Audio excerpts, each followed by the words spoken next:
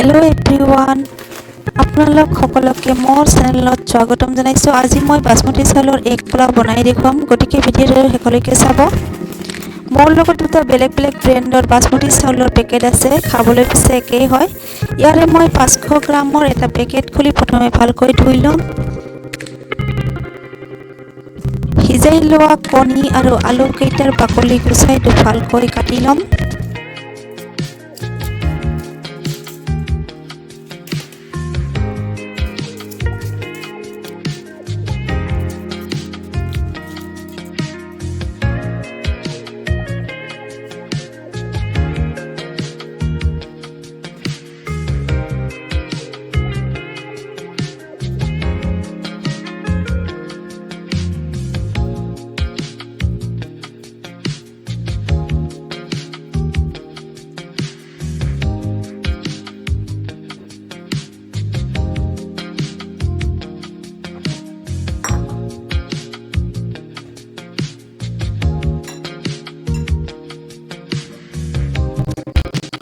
কণীকেইটা দুফালকৈ কাটি ল'লোঁ। আলু মই একেদৰে দুফালকৈ কাটি ল'ম।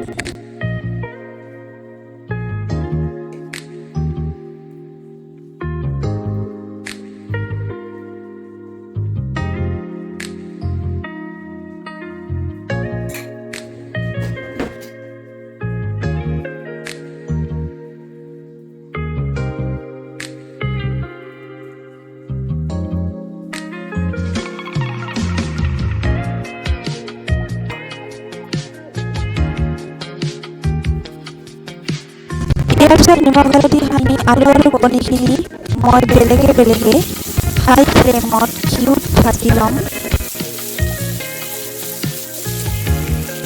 আলু ভজা হৈ গৈছে।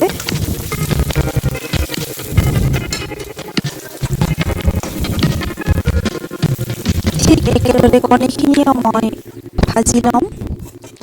জুইৰ আঁচটো মই হাই ফ্লেমতে ৰাখিছোঁ।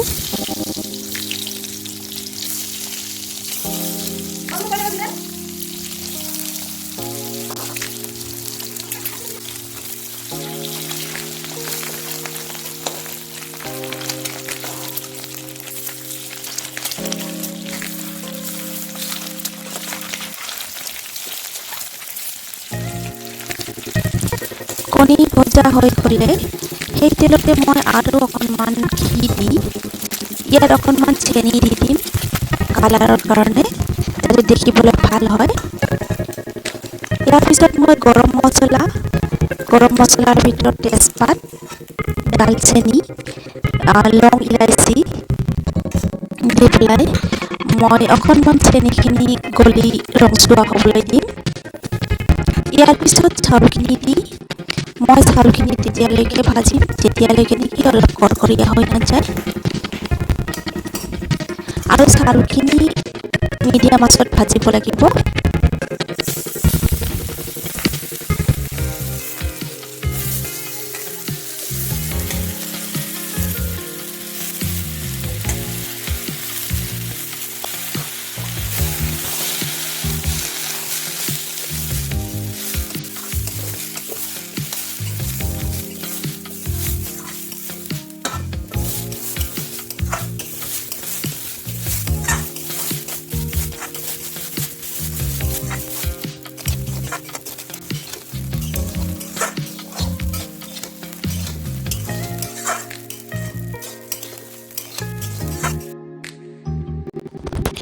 চাউল ভজা হৈ গৈছে। এতিয়া মই এটা কুকাৰ লৈ ইয়াতে চাউলখিনি দি দিম।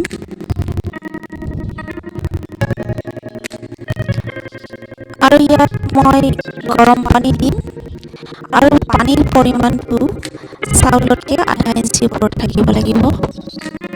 এইখিনি পৰিমাণৰ পানী দিলেই হ'ব, কিন্তু পানীখিনি গৰম পানীয়ে ব্যৱহাৰ কৰিব লাগিব।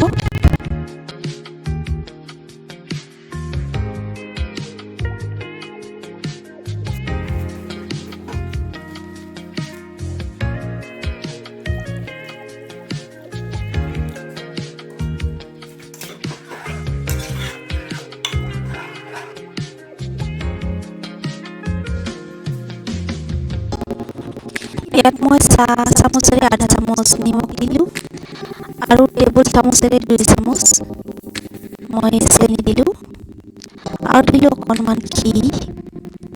আপোনালোকে চেনি আৰু ঘি স্কিপ কৰিব পাৰে। এতিয়া মই জুইৰ আঁচটো বঢ়াই দিলোঁ। এতিয়া কুকাৰত ঢাকনি মাৰি মই এটা চিটি মাৰিবলৈ দিম। এতিয়া এখন পেন লৈ ইয়াতে অকণমান ঘি দি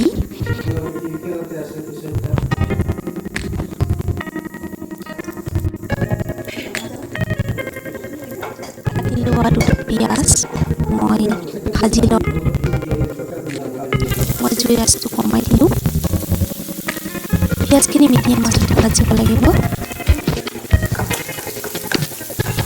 যাতে পিঁয়াজখিনি জ্বলি নাযায়।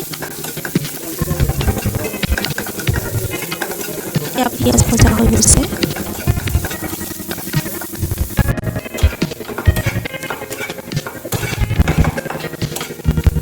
এতিয়া মই পিঁয়াজখিনি এখন প্লেটত নমাই ল'ম।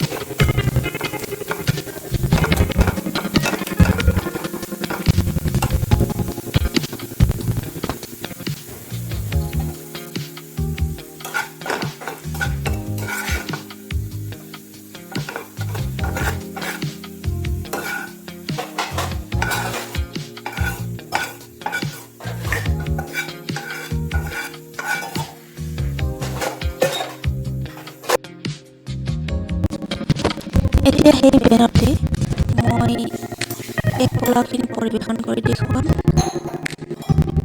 মই ইয়াতে পোলাও অলপ ঢালি ল'লোঁ।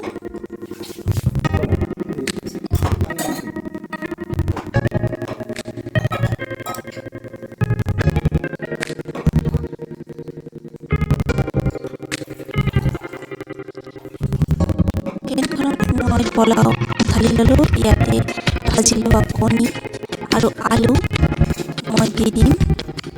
ইয়াৰ ওপৰত আকৌ মই পোলাও দি দিলোঁ।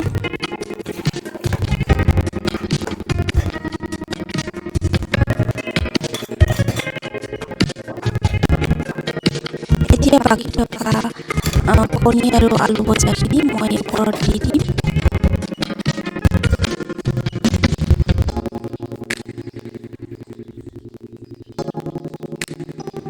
আৰু একেবাৰে ওপৰত মই ভাজি লোৱা পিঁয়াজখিনি দি দিম। এয়া পৰিৱেশনৰ বাবে একেবাৰে ৰেডি। আপুনি এই পোলাওখিনি ছাগলীৰ মাংস বা মুৰ্গীৰ মাংসৰ লগত পৰিৱেশন কৰিব পাৰে। খাবলৈ খুবেই সোৱাদ হয়। এবাৰ নিশ্চয়কৈ ট্ৰাই কৰিব। এয়া একেবাৰে ৰেডি।